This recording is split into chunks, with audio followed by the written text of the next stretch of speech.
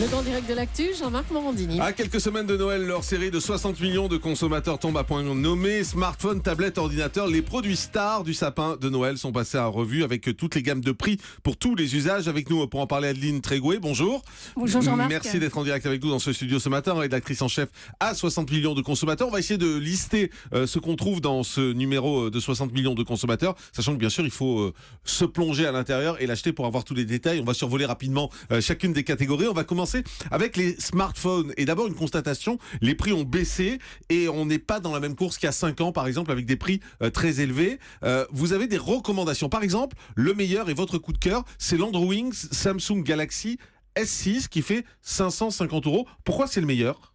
Alors, c'est le meilleur dans la gamme Android. Et effectivement, comme vous l'avez dit, les prix ont extrêmement baissé. C'est carrément incroyable. Et justement, ce téléphone, le prix a baissé depuis sa sortie il y a quelques mois. Et donc, en fait, c'est effectivement le meilleur d'Android. C'est un téléphone Samsung, S6. C'est vraiment le meilleur téléphone dans la gamme Samsung. Et il faut savoir que Samsung a vraiment cravaché pour rattraper Apple, qui était vraiment le leader et le créateur du smartphone. Alors, il y a des critères qui sont importants, c'est la taille de l'écran et la mémoire, bien évidemment. Et vous parlez d'Apple et des iPhones. Et alors là, c'est assez surprenant. Moi, ce que j'ai découvert, c'est, vous dites en gros, le plus simple, c'est l'iPhone 5S dans son rapport qualité-prix. En revanche, le 6S, qui est le tout nouveau, au fond, est trop cher. C'est complètement, ça devient délirant, Apple. C'est un produit de luxe maintenant. Donc effectivement, si on choisit le 6S, on choisit d'acheter un produit de luxe. Qui vaut 860 €. Oui, parce qu'effectivement, on a sélectionné, dans la sélection, parce que si on veut vraiment le meilleur, le dernier cri chez Apple, on prend celui-là. Alors sachez qu'Apple l'affiche à 740 €, mais en fait, nous, on met le prix à 860 € parce que le premier modèle d'Apple est à 16 Go de mémoire seulement. Oui, ce qui veut c'est dire que ça suffit ridicule pas. pour un téléphone à ce prix-là, c'est du gâchis, on a envie de dire. Et donc vous dites, prenez plutôt un 5S si vous n'avez pas besoin d'être branché et au top de la mode, parce que le 5S, il fait 510 € avec, on va dire, globalement des fonctions qui sont assez identiques.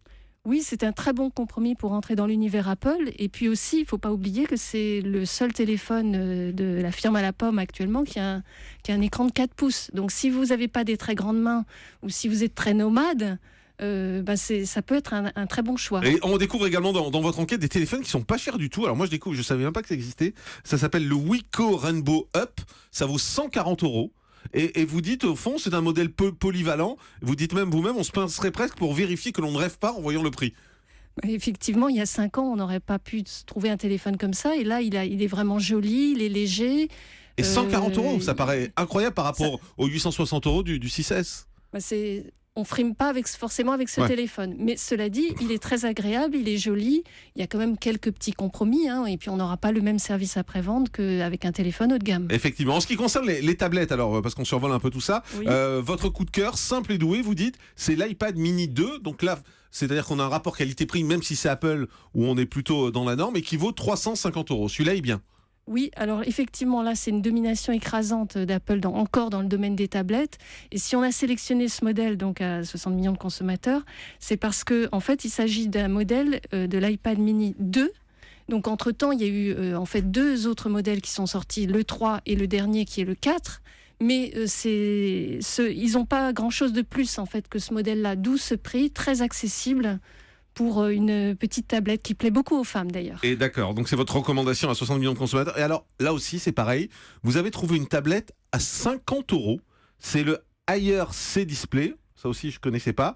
Ayer C Display. Et ça coûte 50 €. Oui, et effectivement, là aussi, on se pince, mais qu'il y a quand même un loup.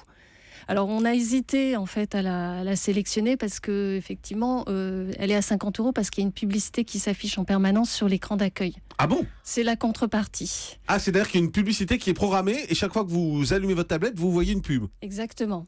Mais alors, donc, je ne savais même pas que ça existait, ces trucs-là. Mais alors après, on peut surfer, on n'aura pas la publicité en permanence. C'est juste sur l'écran d'accueil, en voilà. fait. Et le premier prix, Samsung Galaxy Tab 4 10.1, c'est de plus en plus compliqué leur truc, qui vaut 250 €.